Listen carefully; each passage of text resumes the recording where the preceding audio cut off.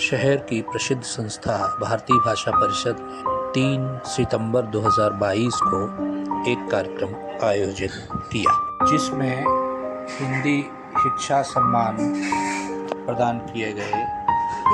जिन्हें शिक्षा सम्मान प्रदान किए गए वो थे Damodar Mishra, professor Tanuja Majumdar, professor Arun Hota, professor Manisha Jha, doctor Satya Upadhyay, doctor Geeta Dubey, doctor Indu Singh, doctor Kuldeep Kaur, doctor Kamlesh Pandey, doctor Ashutosh Kumar, doctor Indu Ghosh, doctor Sunita Sao, doctor Krishna Kumar Srivastava, doctor Rajendra Prasad Tripathi, doctor Suresh Rao, Shri Saumitra Jaiswal, Shri Uttam Kumar Thakur, doctor Sonam Singh, doctor Kapil Kumar Jha और डॉक्टर सुनीता प्रसाद।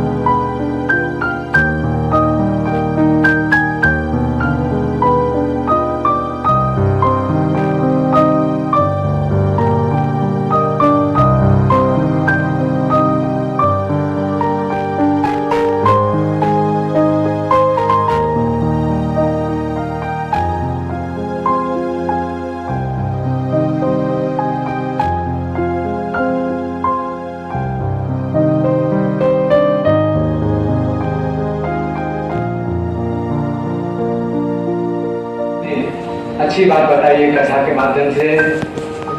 आप सबको बहुत शुभकामनाएं, बहुत बधाई। दरअसल हमारी निगाह में तो हर अध्यापक है, चाहे वो विश्वविद्यालय में हो, चाहे वो कॉलेज में हो, चाहे वो स्कूल में हो। सोना अगर अंगुली में हो, कलाई में हो, गले में हो, कान में हो, सिर के मुकुट के रूप में हो, सोना ही होता है।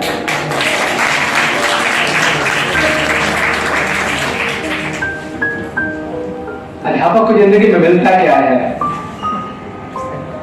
वो दिए में बाती की तरह जलता है। अब उसमें तेल किसी भी तरह का हो, किसी भी विचारधारा का हो, इंजन मार का हो, फार्चून मार का हो,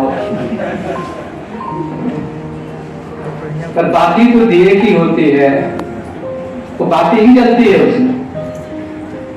अब मिलता क्या है उसको? थोड़ा बहुत मिल भी जाए तो उसे क्या? अंत में तो लगता है कि सिर्फ बांटा, मिला क्या? तो ये हम आपको सम्मानित कर रहे हैं। सही बात है कि हम आप सबको सम्मानित कर रहे हैं, पर वस्तुतः हम समाज की तरफ से आपको कृतज्ञता व्यक्त कर रहे हैं आपके कुशल नेतृत्व के। हम आपको सम्मानित नहीं कर रहे हैं, आपको सम्मानित विद्यार्थियों, अनगिनत पीढ़ियों से आप सब गुजरे हैं। कितने लोगों को आपने बड़ा किया है, कितने लोगों को आपने रास्ता दिखाया है, हम सब ने दिखाया है। दो तीन बातें और कहूंगा। आचार्य शुक्ल जी ने भक्त कवियों के संदर्भ में कहा है, साधनावस्था के कवि और सिद्धावस्था के कवि और साधनावस्था के कवि। मैं अध्यापकों के संबंध में भी कहना चाहता हूँ कि कुछ अध्यापक सिद्धावस्था के अध्यापक होते हैं और कुछ साधनावस्था के अध्यापक होंगे। साधनावस्था के अध्यापक का मतलब हुआ जिनके लिए कुछ भी पढ़ाना एक खोज है, इतिहास की खोज है, साहित्य के वैभव की खोज है, मनुष्यता की खोज है। कुछ भी पढ़ाना एक खोज है और उनके जीवन में ये खोज चलती रहती है।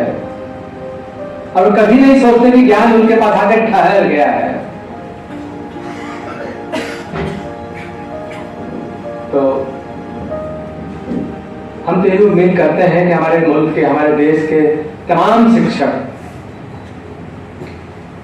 सिद्धावस्था के अध्यापक न होकर साधनावस्था के अध्यापक बने, प्रयत्न करें।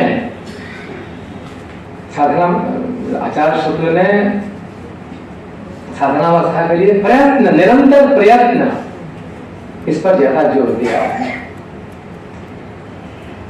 आइंस्टीन की एक बात कहता हूं, आइंस्टीन ने एक बात कही है कि एक मूर्ख और एक विद्वान में क्या फर्क है।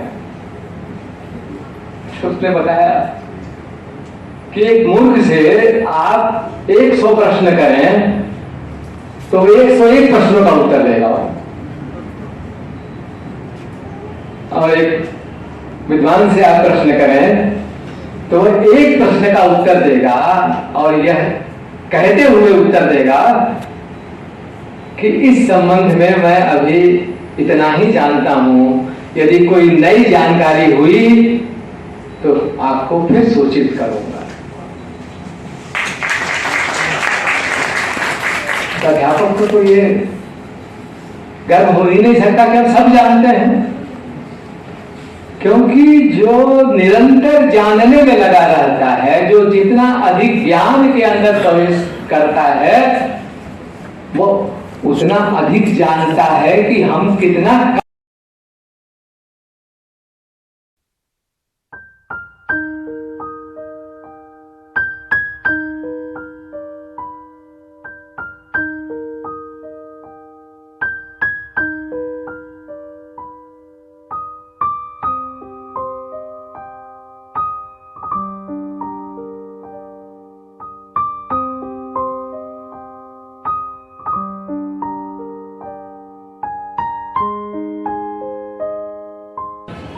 इस उपलक्ष्य में आपने तमाम शिक्षकों को अभिनंदित करने का स्थान अपनाया, इसलिए परिषद को साधुवाद देता हूं, और जिनको ये पुरस्कार या सम्मान प्राप्त होगा उनको अग्रिम बधाई देता हूं।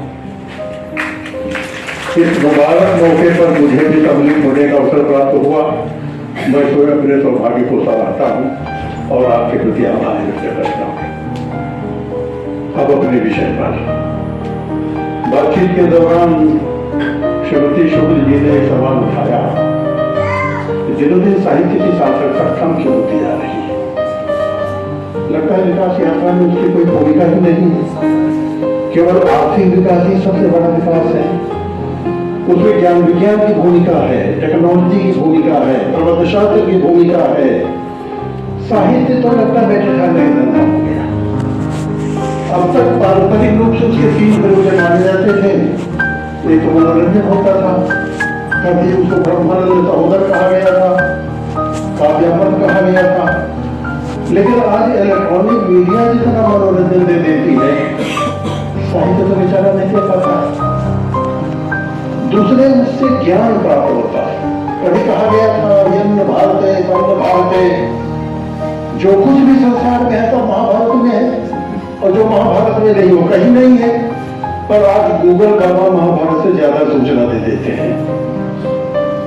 तीसरा उद्देश्य कहा गया था आत्म प्रबोधन, उसकी किसी को जरूरत नहीं है, सब स्वतः प्रबुद्ध है।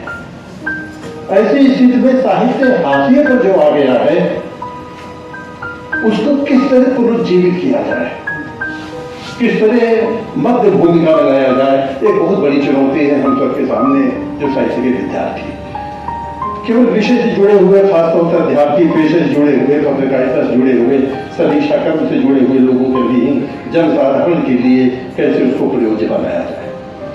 इस दिशा में हमारे यहाँ चिंतकों ने बहुत चिंतन किया है।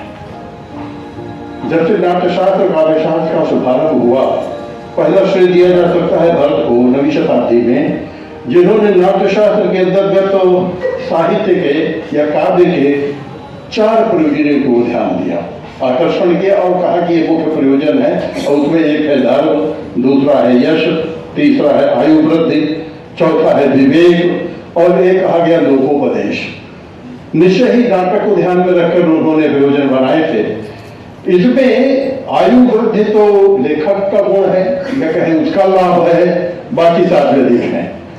फिर उसी क्रम में दूसरा स्थान आता है मम्मट का, जो उन्होंने काव्य में सतया कृत्य व्यवहार विदेशी वितरक सतये कांता संबत उपदेशुजे और सत्या पर निवृत्ति। बहुत विस्तार में जाने की आवश्यकता नहीं है, समय भी नहीं है, आप सब सुधी हैं।